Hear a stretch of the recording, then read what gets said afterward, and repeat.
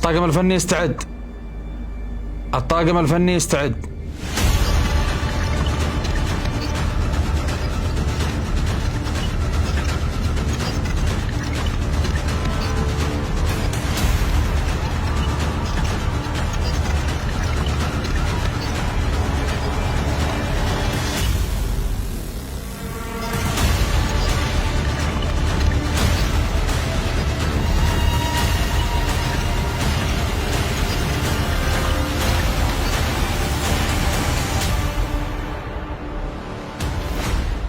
الطاقم الطبي يستعد.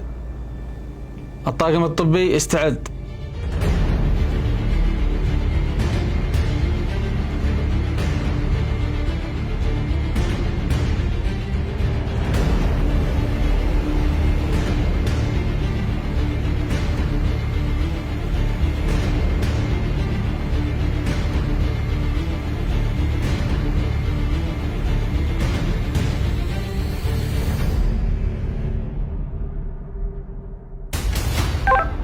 الهدف وصل. الهدف وصل. الضيف وصل كلهم في موقعه. الضيف وصل كلهم في موقعه.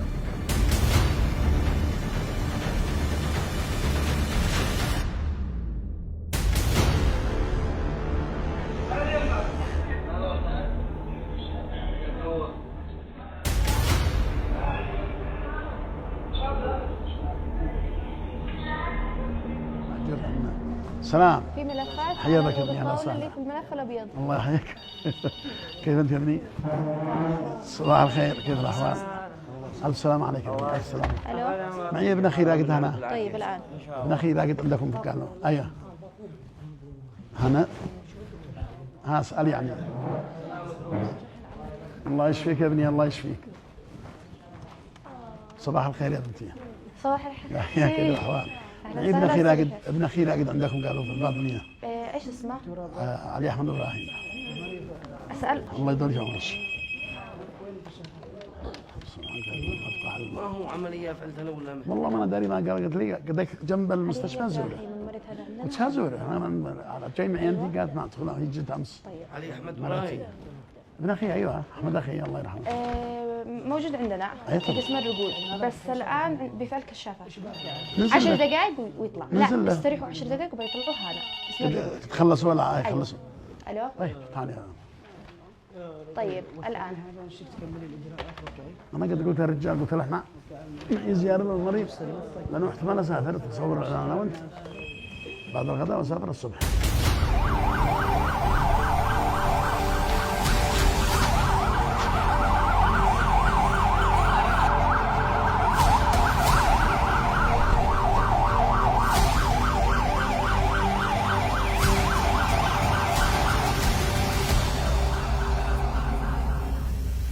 مالك؟ يا غدير الطوارئ مليان بسرعه نسرير كل المرضى. يا دكتور. يا دكتور يا دكتور. يرجى أن يحمل فصيل الدم المرضى كامل. ورقة تبرع الدم مراجعة قسم المختبر له. الو. بحاجه كل الاطباء اللي يوجد انتباه. يرجى الصباحيه. أن يحمل فصيل الدم وموجب ورقة بالتبرع بالدم ايش في يا مراجعة بنتي؟ قسم المختبر للأهمية. ايش في؟ مش عارفين، بيقولوا انهم حصل قصف الان وفي ضحايا وصلوهم لعندنا. قسوة ايش؟ الطوارئ مليانه مرضى يا اسمك غدير. ايش حصل يا كلمتهم. دكتور؟ ايش حصل؟ بيقولوا قسم، احنا دايرين قسم ولا سمعنا قسم. سمعتوا قسم؟ سمعت؟ يرجى من يحمل فصيل الدم وموجب ورقة بالتبرع بالدم مراجعة قسم المختبر انا للأهمية. ممكن اتبرع يا بنتي؟ يرجى من يرغب بالتبرع بالدم من أي فصيلة كانت مراجعة قسم المختبر للأهمية. فصائل الدم كامل خرجوها. بحاجه من يا دكتور. احنا نتبرع ممكن. فصيلوا كل الفصائل يا كامل. كل الفصائل احنا دايرين يا دكتور يا دكتور. انا ممكن اتبرع. ادوهم الان في الطوارئ تم، وفي الان طيب. حصل ضغط الان بيطلعوهم لعندنا. وهي هنا سمعتي سهرة؟ مش عارفين للحين. سيرة تشيل حقيقة. يا دكتور. طيب بيجي لك الان دكتور يا ابني. الحالة الأولى تدخل. هو موجب يلا هي.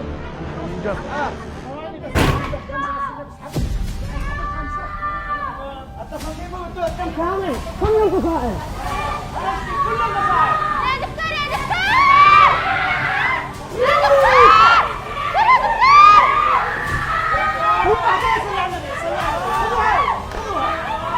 دكتور.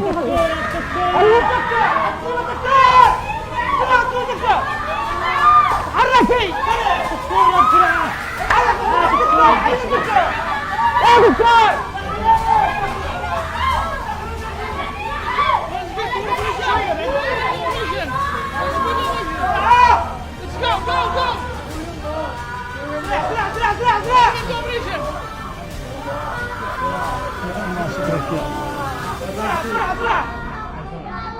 صلي على رسول الله يا بنتي.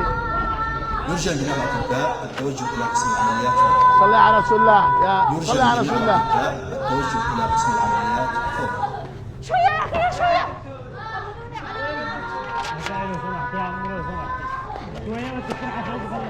أنت سمعت قصف يا دكتور؟ أنت سمعت قصف؟ سمعتي قصف؟ ألو. طيب الآن يلا. يا غدير الدم سريع كلنا صاعد. ألو. يلا يلا. ما قد جاش فريق بنك الدم الآن حق الصح. مش المريض حقنا. وسالم صيح وسالم نزل المختبر بسرعة. وأنا والكل ألو. بحاجة سالم الآن. يا دكتور طيب وين الدكتور وينه؟ طيب وين الآن الدكتور؟ فيه. يلا الآن.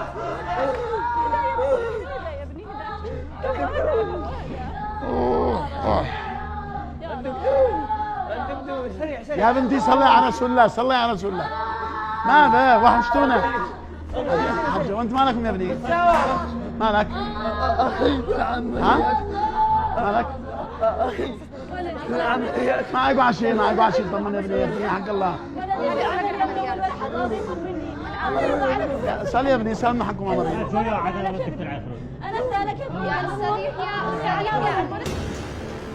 الحالة الثانية تدخل بهدوء. الحالة الثانية تدخل بهدوء.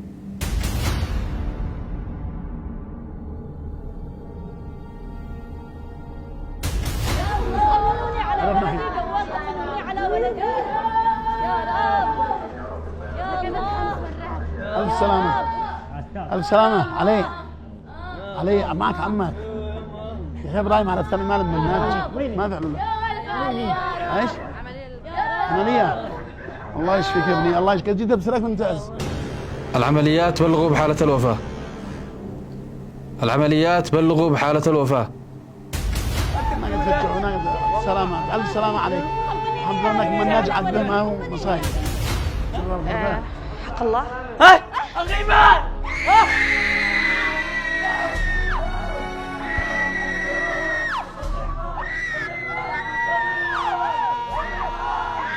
صلي على رسول الله. صلي على رسول الله. صلي على رسول الله.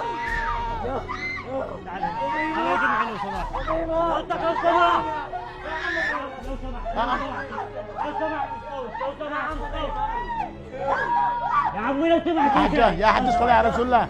وشو اول ما سمعت ولا حسين لو سمحت نظام لو سمحت انت ما تشتغل الحين ما تشتغل. خرج الحس يا اخي ازعاج ايش ترجع؟ انا خرجها. طيب ازعاج اسكت جو يا ما ممنوع يا اخي معانا لا صابح ليش الله تعالى لا صابح ليش لو سمحت. طيب مزعج ازعاج لو سمحت لو سمحت. طيب لو معه كل الناس بيموت الله تعالى. شا دخل عندي الغربة. والله لو سمحت لو عيب عليك يا قيل حياة وسخ. خلاص قومي عندي. قومي على الغرفة. قومي الغرفة عندي. قومي هنا. خلال سلامة يا مناضاف. دخلوا الغرفة عند ابني. جي دخل. جاي عندي. جاي الغرفة. دخلهم عند ابن اخي. جو هنا. هذا قليل الحياة. هذا ما يستطيع على الشغل. ايش يخرجهم؟ جو عندي. دخلوا الغرفة عند ابن اخي. معه قتلوني ابني. عندي في الغرفة ولا القليل الحياة هذا. ما يزعجوني ولا عليك. انا اتودوني لا حول ولا قوة. ادخلوا عندي الغرفة من الكلب هذا. لا حول ولا قوة الا بالله. بس يا ابني بس ولا عظم الله اجركم. يا بنتي قد مات. بسي ما فعلنا بهم يكتبوا علينا قتلوا. ما عاد يقدم ولا ياخر خلاص. هذا قلاش يا ابني انت عند في بيتنا. الله يرزقك الظلم ليش يقصفونا؟ ليش يقصفونا؟ ما يشتغلون لنا ما يشتغلون. امرهم الى الله. احنا موجوعين احنا كلنا. اكثر منكم والله. موجوعين اكثر منكم. واحنا جنبكم الحين. ما حنخلصكمش. انا جيت معاكم وما يخرج. ولو ما نصير ما نفعلكم نصير ما نمشي. يا ابني. لو سمحت لو سمحت ما اشتهي. لو سمحت لو سمحت ما اشتهي. هذا عملية هذا عملية لو سمحت عملية لو سمحت هم في غرفتي. انا مستعجل غرفتي. حالها لحالها اخرج خارج. سير مكانك. لو سمحت سير مكانك. لو سمحت خلاص تحمل بظلمك مشروع ما تحملت بظلم الله تعالى هذا عملي سير عملك انا. عملي والله انه عملي انت اللي بتصيح انت اللي والله انه عملي في سعادة أنا ما يراعي مشاعر الناس ولا قليل حياة.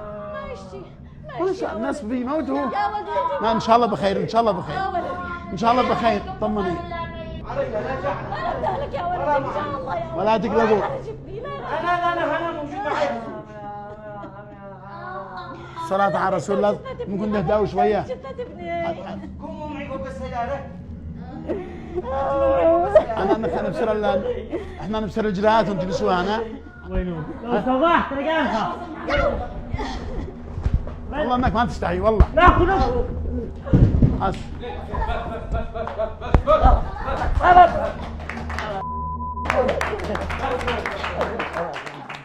لا حول ولا قوة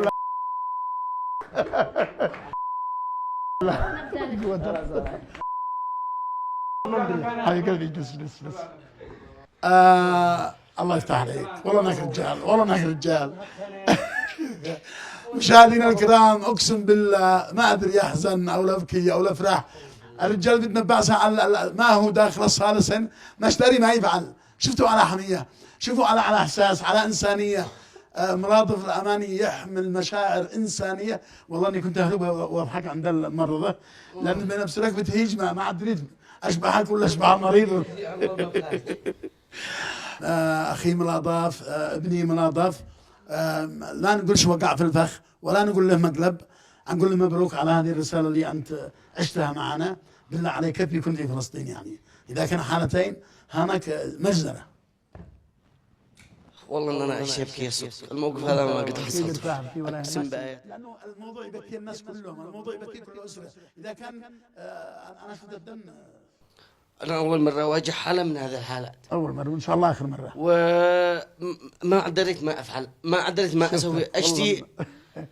والله اني شفتك. كان اقول حلم الرجال بيصير دماء عندي وانا كان اقول حلم الرجال بيصير دماء عندي وانا هذا اللي بين عبسنا وقبالنا. كيف لو ما عد اخواننا في فلسطين يبصروا نفس هذه الحالات ومئات من هذه الحالات. أسر كامل بتصير أسر وأيش المشهد الذي بيعينه الإنسان الصحي البخير في الموقف هذا. لا قوة إلا بالله. أنا شفت الموتى لنا أقطع مما هو جالس في السرير. مليون مرة الموتى لنا أقطع مما هو جالس في السرير. يعني ما نفعل جنبتك هذا احنا ما نسوي يا ملاضف. حنقدر نقدم شيء الا الدم. الله يصبر قلوبهم يا رب على الحالة هذه يا رب. الحمد لله احنا الفين على زفه ونفس وياه يا الله ما من هؤلاء معي يا رب يا الله لا رويتنا يا الله ما من هؤلاء معي يا رب يا الله لا رويتنا.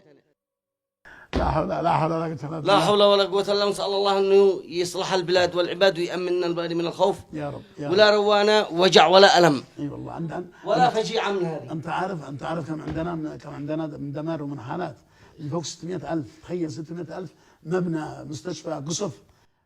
كم بيصيروا احنا في البيت جالسين بنتفرج ونقول الله يرحمهم الله يرحمهم. بس في مآسي الان مأساة اثنين. واحد توفى والثاني ما قدر. طبعا العمل فيه مجهود جبار كبير جدا. اشي اسالك سؤال. حسيت ان في ذره كاميرا خفيه ولا ابدا مستحيل ولا حتى خطر في بالي. الله يعني في اجتهاد قوي وفي شباب ما شاء الله حاولوا أنهم يوصلوا الرسالة. وصلت الرسالة أنه في المستشفى ما قبل ما تطرش على بال. ثاني شيء الحالة الطوارئ كانت بجهد قوي. أين الكت حقك؟ أيوه. قد رجمها 4 مرات والله، ويرجم ويرجع. أكثر فرحناك معنا يا مناضل. الله يستر عليك وإن شاء الله تكون يعني مش تكون عشت ثواني من الأحداث اللي في المواقع نفسها. مش إلا ثواني. قد هذه الثواني سماحا سنة. اي والله. واحنا بنشاهد بالتلفزيون عشنا الواقع ثانيتين. أيوة. كأني عندنا سنة كامل عمر. مع باقي اللجنة القفزات حقه بيقفز من الطارد. يعني أنا بنفسي له ماسك نفسي يا الله لا أضحك. ليش؟ حمشت. ليش الزنة حمشت؟ ليش حمشت الزنة؟ لا بها أي حاجة نعاونهم. هذه مواقف إنسانية يمانية نسميها. لكن هذا قوي. هذا إنسانية. أمانة. هذا شيء إنسانية فاجعية. ميتة القلبية. خلاص طرحية. حبيبي. عند مدة جنب الغالي ابن الغالي الكلام. كده عاد بهذا الرجال على غير قبله. كنت برا كتبها قد بهذا. هو بيسنب وانا اشحك. إذا نستقبل المخرج فاضل بن الأستاذ أحمد الزيادي. وذا يجي ذا جناه. الله يسامحكم وان شاء الله باذن الله الرساله وصلت للجميع انه هذه المعاناه الصدق. الحمد لله. الواحد يتقبلها ويكون يحس ما يحسه الاخرين. سجل موقف ما شاء الله عليه. ما شاء الله. يرفع الراس. الأمانة ما وصلنا حمية ما يقول قال يبكي ولو بكي واحد يفتن. لأن اللي بيحصل ما هوش بسيط، ما هوش أي حادث سيارة، انقلاب باص كذا، هذا كله دهون، إلا أنه صاروخ ينعت لك أسرة كاملة وينعت بيوت غبني عليهم. قصف. غبني عليهم في غزة، غبني عليهم. وطبعا احنا كم 8 سنوات أو 10 واحنا بنكسب، بس ما احنا مفتوح في النواحي في المدن، ما بدنا نحس زي ما فلسطين في غزة دمرت. المشهد الذي عشناه والذي حصل مشهد يعني واحد يكون يحس ما يحسوه أخواننا في غزة أو القصف عندنا. إن الألم الذي بنتوجع إحنا سواء كان المقصوف أو الذي بيسعف، هذه موجوعة وألم قوي، ونسأل الله السلامة ونسأل الله أن يأمننا، واللي يقصفوا أخواننا أن نتعاون معهم سواء كنا جرحى أو كنا سليمين. هذا واجبنا نحو كل إنسان يقصف أو يدمى بالدماء. وتحياتي للجميع. مشاهدينا الكرام، كنا مع مواقف يمانية 6، وكان معنا الضيف العزيز والغالي ملاطف، صاحب الإنسانية، صاحب المشاعر، صاحب الود. هتشوف الفنان ما هوش فوق الطاسب بيدق طاسب وبس ويفرح، داخل المشاعر، داخل الإنسانية، داخله شاهدنا. فأعتقد إنه ضيوف البيت يبكي لو ما يشبع، صح؟ أول حاجة بكرة، ثاني شيء نبصير من يكوي من نصير من يديم قطرة حديد. عين الله.